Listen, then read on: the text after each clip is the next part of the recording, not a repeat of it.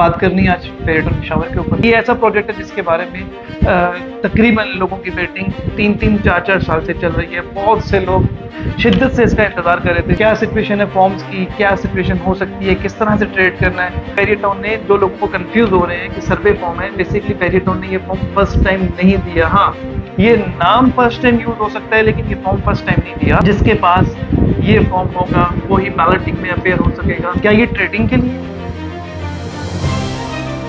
अस्सलाम वालेकुम, उम्मीद है आप लोग खैरियत से होंगे।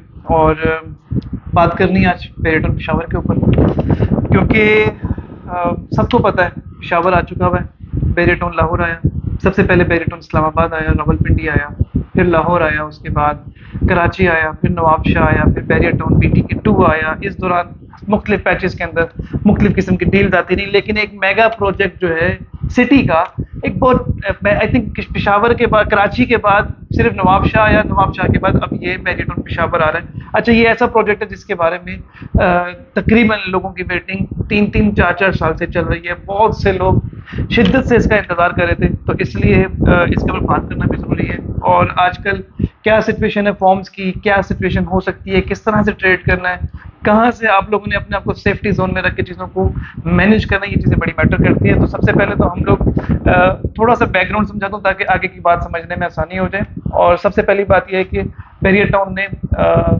मुख्तलिफ किस्म की मेंबरशिप्स लॉन्च की, ब्रॉन्ज के नाम से और सिल्वर के नाम से, प्लाटिनियम प्लस, गोल्ड, इस तरह से मुख्तलिफ कैटेगरीज लॉन्च की। जो मिनिमम साइट के ऊपर 5 लाख थी, मैक्सिमम साइट के ऊपर तकरीबन 1.25 करोड़ रुपए की बुकिंग थी। और प्रोजेक्ट की सॉफ्ट लॉन्चिंग से पहले सर्वे फॉर्म जिसको हम कहते हैं, पेरिटोन ने उससे पहले एक मीटिंग की थी सारे मेंबर्स के साथ। उसके बाद पेरिटोन ने सुबह 7 बजे खिड़की खोल दी और 6 से 7 घंटे पेरिटोन ने अपना ये सर्वे फॉर्म या रजिस्ट्रेशन फॉर्म सेल किया मार्केट के अंदर। और उसके बाद चल सोचल आज तक ये कहानी पहुंच गई। अब बात यह है कि सिचुएशन क्या है एक्चुअली। लोग कंफ्यूज कहाँ हो रहे हैं, कंफ्यूज होना भी है कि नहीं होना। देखें, क्योंकि आज से पहले पेरिटोन ने कभी भी सर्वे फॉर्म का या कभी भी पाकिस्तान की रियल एस्टेट के अंदर सर्वे फॉर्म के हवाले से तो कभी भी किसी भी किस्म का वर्ड यूज नहीं होता था। हमेशा यूज होता था कि मेंबरशिप फॉर्म, इंस्टॉलमेंट फॉर्म या समथिंग लाइक दैट, जो कि कहीं पे एडजस्टमेंट फॉर्म होता है। सेम लाइक लाहौर में अलकबीर है, अलकबीर वाले वो अपने कोई ना कोई रजिस्ट्रेशन बेचते हैं या किसी 10,000 वाली मेंबरशिप्स बेचते हैं और लोगों को ऑटोमेटिकली पता होता है कि 15,000 में या 20,000 में या 18,000 में एडजस्ट हो जाएगी। और 1 साल से लेके 6 महीने, 7 महीने, 8 महीने उसके ऊपर मुख्तलिफ एजेंट्स जो है उसके ऊपर ट्रेडिंग करते रहते हैं और वो वहाँ पे अपने हिसाब से कोई 500, 1000, 2000 रुपये के ऊपर नीचे के रेट के फर्क से काम होता रहता है। खैर, पेशावर पे वापस आते हैं।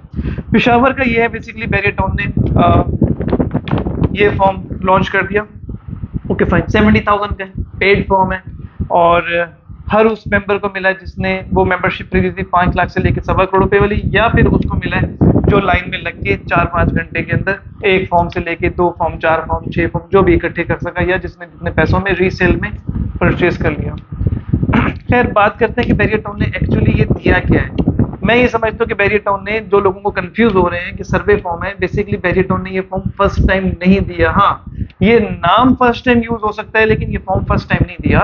सर्वे फॉर्म कह लें, ये रजिस्ट्रेशन फॉर्म कह लें या मेंबरशिप फॉर्म कह लें, ये तीनों चीजें ही हैं और ये तीनों चीजें इस फॉर्म के ऊपर लिखी हुई हैं। सेम एज जैसे आपके पास स्पोर्ट्स सिटी का, पैराडाइज का या 2014 फरवरी में पेरिटोन की लॉन्चिंग के टाइम पे एक बुकिंग फॉर्म था, सेम उसी पैटर्न के ऊपर एक बुकिंग फॉर्म है।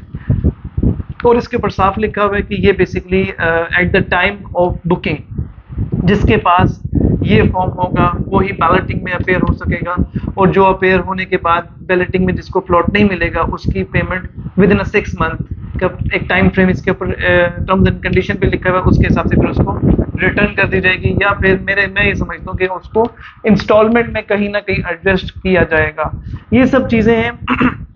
मेन चीज़ ये है कि लोग एक्सपेक्ट ये कर रहे थे कि जिस दिहाड़ी के चक्कर में लोग बैठे हुए थे कि हम लोग 70,000 रुपये लगाएंगे, लाख रुपए लगाएंगे, 50,000 रुपये लगाएंगे तो हमें भाई सीधा सीधा अपने आप को 1.5 लाख के बेच के चले जाएंगे। पेशावर के अंदर शुरू के 24 से 72 घंटे के अंदर 1,40,000 रुपये का भी ये ट्रेड हुआ है, यानी कि मल्टीप्लाई बाय 2। तो बात ये है कि लोग एक्सपेक्ट कर रहे थे, लोग इस ऐसी ही हाइप एक्सपेक्ट कर रहे थे, शायद अभी भी कर रहे हैं। लेकिन क्या है कि रेट मुसलसल 20,000 रुपये ऑन पे ऑलमोस्ट फिक्स है from the last 4 to 7 days।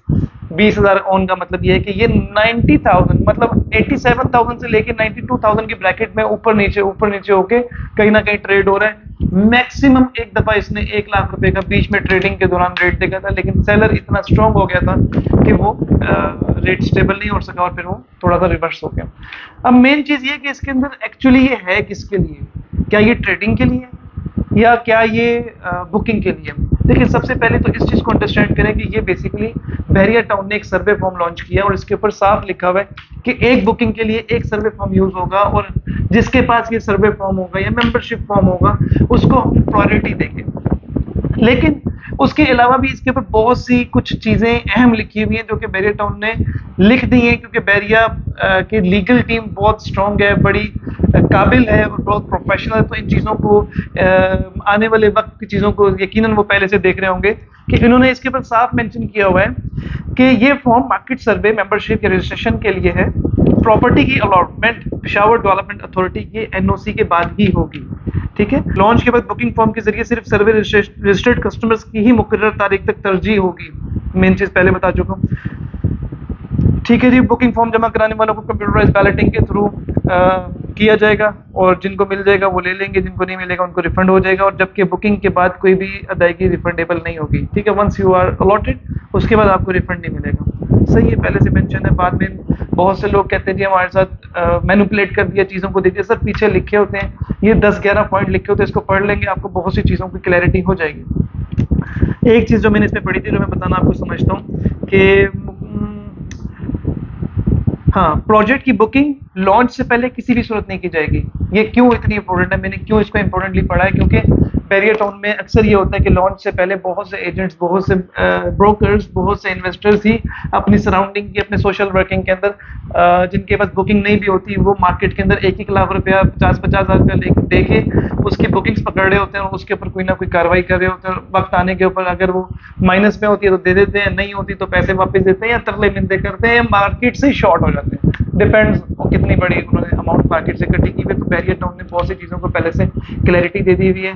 अच्छा, मैं आखिर में सिर्फ आपको टिप दे दूं कि भाई किसको चाहिए ये फॉर्म उसको चाहिए जिसने बुकिंग में जाना है। ये फॉर्म बीइंग एन इन्वेस्टर, अगर आप इन्वेस्टमेंट के कॉन्सेप्ट में करना चाह रहे हैं तो मैं पर्सनली समझता हूँ कि ये फिलहाल मार्केट की जो ट्रेंड चल रहा है, मार्केट का जो ग्राफ चल रहा है इस फॉर्म के ऊपर, वो कोई इतना ज़्यादा पॉजिटिव या इतना ज़्यादा नेगेटिव नहीं है कि आप इसके अंदर अपनी 100, 50, 60, 70 बुकिंग्स के पैसे डाल दें।